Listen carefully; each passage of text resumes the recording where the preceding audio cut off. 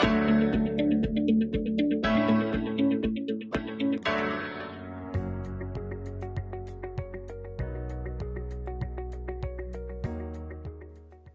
Students, आज के इस सेशन में हम स्टडी करने वाले हैं chemical reactions and there types. तो सबसे पहले समझ लेते हैं कि केमिकल रिएक्शंस होती क्या है। Whenever two or more than two substances combine or displacement of substances takes place or decomposition takes place, any process which involves a chemical change is known as a chemical reaction.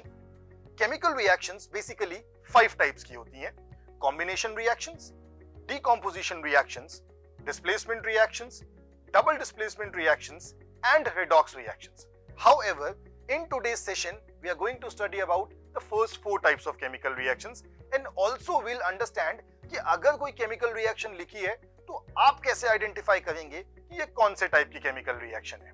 चलिए start करते हैं combination reactions के साथ।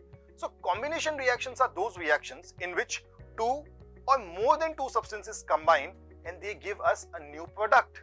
सबसे कमाल की बात ये होती है कि जो नया प्रोडक्ट हमें मिलता है वो पिछले प्रोडक्ट से बिल्कुल अलग होता है। तो चलिए एक एक्टिविटी से समझ लेते हैं कि कॉम्बिनेशन रिएक्शंस क्या होती हैं। सपोज कीजिए this is A and A combines with B. When A combines with B हमें एक प्रोडक्ट मिलता है A B. A combines with B to give A B. ये एक कॉम्बिनेशन रिएक्शन है। कुछ रियल लाइफ एग्जांपल्स समझते हैं, जैसे hydrogen reacts with oxygen to form water. Now water is entirely different from hydrogen and oxygen, so we call it a combination reaction. Also, carbon reacts with oxygen to form carbon dioxide, and in this process a large amount of heat and light is also given out. We call this type of chemical reaction as combination reactions, and sometimes it is also known as combustion reactions. Let's move on to the next type of chemical reactions, which is decomposition reactions. Now decomposition नाम अपने आप में बताता है।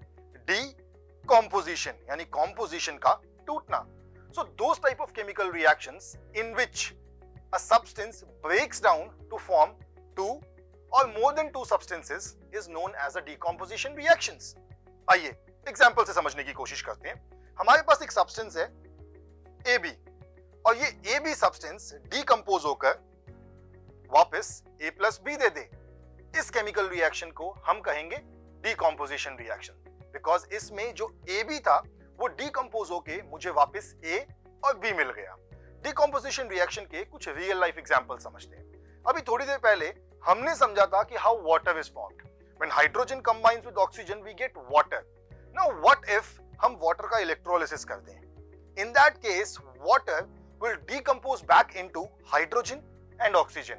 That's a decomposition reaction. One more example is magnesium oxide, MgO.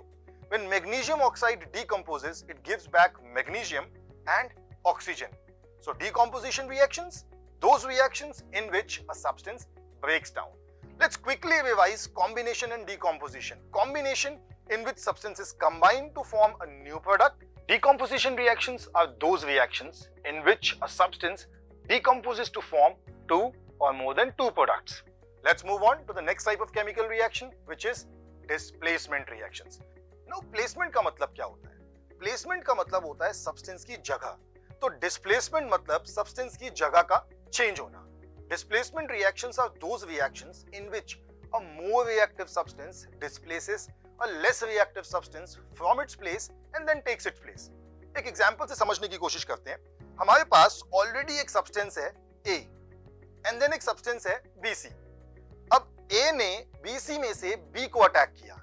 जब ये A B को attack करेगा तो हमारे पास बन जाएगा AC और साथ में जो B सब्सटेंस है वो अकेला रह जाएगा।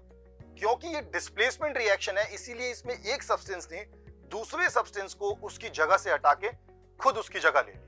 अब आप सबके दिमाग में एक क्वेश्चन आएगा कि ये डिस्प्लेसमेंट रिएक्शन में हमें कैसे पता लगेगा कि कोई सब्सटेंस ज्यादा रिएक्टिव है और कोई सब्सटेंस कम रिएक्टिव है। तो इसके लिए हमारे पास होती है एक reactivity series. Reactivity series is a series of metals in which the metals are arranged in decreasing order of reactivity.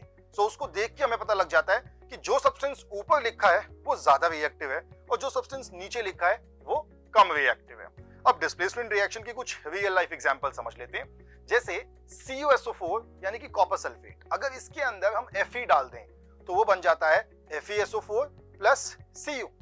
ऐसे ही अगर BaCl2 है, बेरियम क्लोराइड, और उसके अंदर हम सोडियम डाल दें तो वो बन जाएगा sodium chloride plus barium will be left alone. Now in both of these cases, iron and sodium were more reactive substance.